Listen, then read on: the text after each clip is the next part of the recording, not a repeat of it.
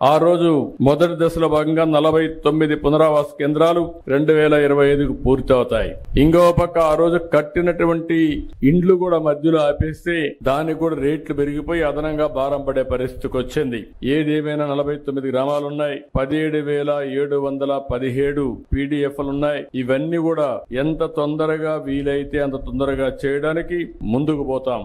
ఇప్పుడే మిత్రులు ఒక విషయం చెప్పారు, కొంతమంది పేర్లు కూడా డిలీట్ అయినాయి, బయట పోతే అవన్నీ కూడా ఇవ్వడం లేదని చెప్పి అడ్మినిస్ట్రేషన్ కి చాలా స్పష్టంగా ఆదేశాలు ఇస్తున్నా. జెన్యూన్ గా ఉండే ప్రతి ఒక్క పైసా కూడా మీకు పే చేస్తాం, ఎక్కడ దానికి అనుమానం అవసరం లేదు. కానీ అదే సమయంలో కొంతమంది మోసం చేసే వ్యక్తులు కూడా ఉంటారు. అలాంటి వాళ్ళ పట్ల అప్రమత్తంగా ఉండండి. ఇది గవర్నమెంట్ ఆఫ్ ఇండియా ఇచ్చే ప్రాజెక్టు. డాక్యుమెంటరీ ఎవిడెన్స్ కరెక్ట్ గా లేకపోతే మనం గాని ఎక్కడన్నా అన్ని బాగా జరిగి ఒక చిన్న విషయంలో ఎక్కడన్నా తప్పు జరిగినా అది టెక్నికల్ గా కావచ్చు, లేకుంటే ఏ విధంగా తప్పు జరిగినా మళ్ళా మనందరికి చెడ్డ పేరు వస్తుంది, ప్రాజెక్ట్ కి ప్రమాదం వస్తుంది. ఈ విషయం మీరు గుర్తుపెట్టుకోవాల్సిన అవసరం ఉంది. 5 సంవత్సరాలు ప్రాజెక్టు డబ్బులు ఖర్చు పెట్టలేదు, వచ్చిన డబ్బులు డైవర్ట్ చేశారు. దానివల్ల మీరు చూస్తే ఈ రోజు పునరావాస కార్యక్రమాలన్నీ మళ్లీ కొత్తగా టెండర్లు పిలిచాం. ఈ రోజు సిమెంట్ రేటు పెరిగింది, ఖర్చులు పెరిగాయి, ఎప్పటికప్పుడు ఇన్ఫ్లేషన్ ఉంటుంది. మళ్లీ అదనంగా 500 కోట్ల రూపాయలు ఖర్చు అయింది. అంటే ప్రాజెక్టు వల్ల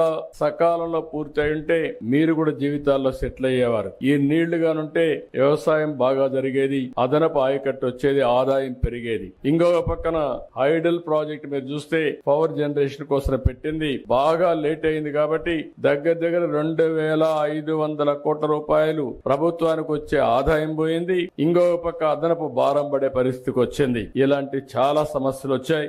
ఏదేమైనా ఒకటే హామీ ఇస్తున్నా, 2027కి పునరావాసం పూర్తి చేయాలని ఒక సంకల్పంతో ముందుకు పోతున్నాం. కానీ వీలైతే ప్రాజెక్ట్ నీళ్లు వదిలిపెట్టే ముందే మీ అందరికీ పునరావాసం ఇచ్చి తర్వాత ప్రాజెక్ట్ నీళ్లు వదిలిపెడతామని చెప్పి కూడా నేను మీకు తెలియజేస్తున్నా. అందుకనే ఒక టార్గెట్ పెట్టుకొని 2027 డిసెంబర్ కి ప్రాజెక్టు పూర్తి అయ్యుంటే 2026 డిసెంబర్ కి మీ అందరికీ పునరావాసం కల్పించే కార్యక్రమానికి శ్రీకారం చుట్టమని ఆఫీసర్లందరినీ కోరుతున్నా. వాళ్ళకి కావాల్సిన స్టాఫ్ ఇస్తాం, మనుషులు ఇస్తాం. కలెక్టర్స్ ఇక్కడే ఉన్నారు, సెక్రటరీ గారు ఇక్కడే ఉన్నారు. వారికి ఒకటే ఆదేశాలు ఇస్తున్నా, ఎక్కడ కూడా ఒక్క వ్యక్తి కూడా మిస్ కావడానికి వీలు లేదు. రెండోది, ఎక్కడా ఒక్క రూపాయి కూడా దుర్వినియోగం కావడానికి వీలు లేదు. ఎవరైనా సరే పైరవికారులు గాని దళారులు గాని ఎలాంటి వ్యక్తులు కూడా ఇక్కడ ప్రమేయం లేకుండా చేసే బాధ్యత మీది.